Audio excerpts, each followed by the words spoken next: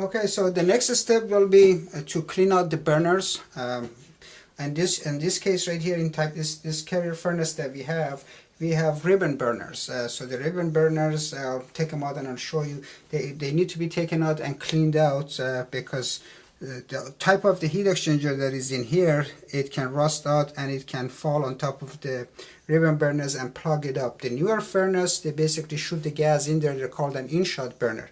Those are not cleanable as easy as these. You do not normally take those apart, but in this one I'm going to take this bracket out, take the burners out one by one, and clean them. And it doesn't really take very long to do, but it's something that needs to be done on a regular basis, and it always helps to have the right parts, tools handy.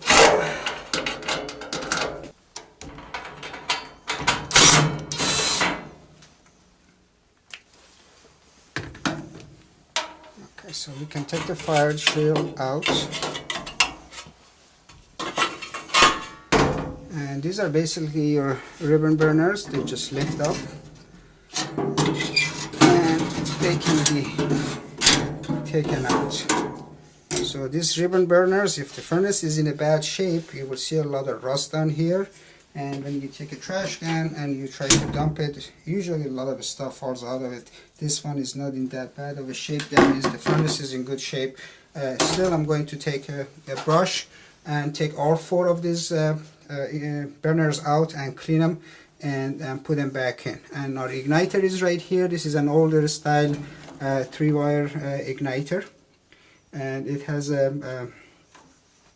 everything controlled by the control board. It has a little black box igniter right here that brings on the pilot, and when the pilot is established, the pilot burner will allow the gas valve to come on, the burner comes on, and then we'll have heat. And these ribbon burners, the main reason I like them better than the new in-shot burners is because, I'll show you why, because when the flame is in there without the burners, you'll have a nice blue flame, and then when the fan comes on, if there was to be any crack in the heat exchanger, you will see a dancing flame. The air either blows inside the box, inside the firebox, or it draws air through it and your flame starts getting drawn, and that's a good tell of whether the heat exchanger is cracked or not.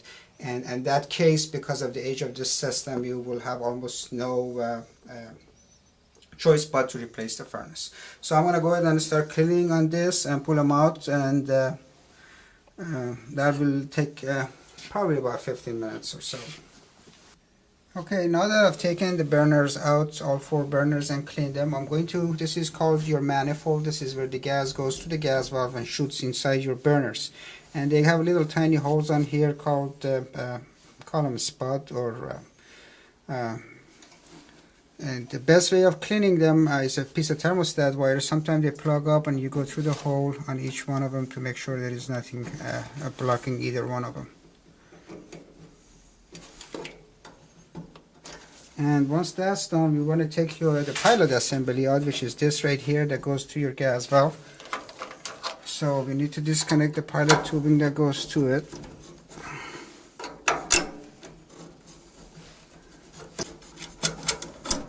Okay, we then disconnect it from our igniter. The igniter puts out like 10,000 volts. That's why it's so very important for you to disconnect the power. Well, let me take that back. You're not supposed to be doing it. So for whoever does that, it's very important to make sure that the system is unplugged. Here is your sparker right here, and the gas comes right through here, and the sparker sparks on here, ignites the gas. So this typically right here starts getting rusted. So I'm going to take a piece of sandpaper and I'm going to start cleaning this, and after I'm done cleaning this, I'm going to remount everything back on together. And a lot of time I've had a lot of units when the small amount of gas comes out of here, there are small flies. They like the smell of the gas. Sometimes they go inside this hole and they die. So there is no gas traveling. Gas travels, but it does not come out. So I'm going to turn this thing upside down and bang it a few times to make sure And I don't know if you see this piece right here that just came out of that hole. Okay, so that stuff needs to be taken out, cleaned up. So I'm going to take a piece of sandpaper and clean this, and then I'll go ahead and mount it back on. This is called the Carrier 740 Pilot Burner. It's an old style burner and it's no longer used in the new systems. And as you see, it's quite a bit of work to get to change this part if something goes wrong with it. And once we're clearing this and all the cells are empty, we can typically take a flashlight and shine it in here. Obvious cracks or holes inside our heat exchanger. This heat exchanger is in very good condition, and I don't even see a speck of rust in there.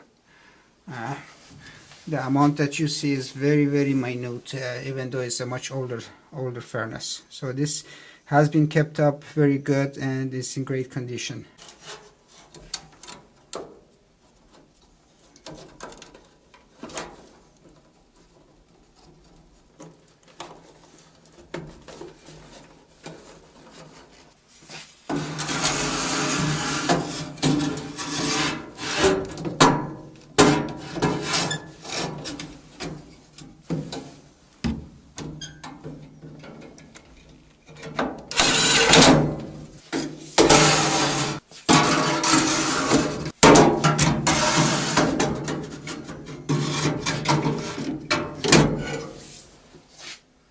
Okay, now that we have all the burners back in, we can go ahead and put the shield back on. I'm just gonna wipe it down, make sure no dust. Actually, the dust does not hurt the furnace, except that when it comes on, if it has any dust and dirt and everything, your flame starts turning out orange and yellow, which typically goes away after a few seconds. And put this on YouTube because I also teach this stuff at college, but in college typically we have newer furnace, and the guys cannot get to see this hands-on, and they cannot actually practice on something like that. So thanks goodness for the technology that they can actually see this stuff.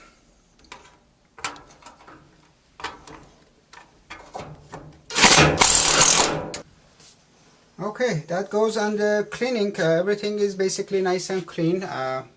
We have a couple of safeties right in here that you can see.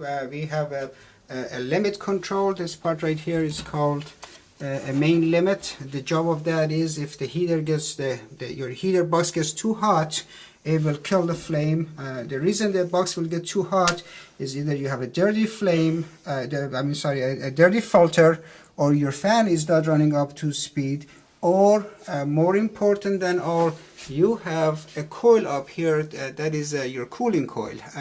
Typically it's the form of an H, so they call it an A-frame, or it could be a slanted coil.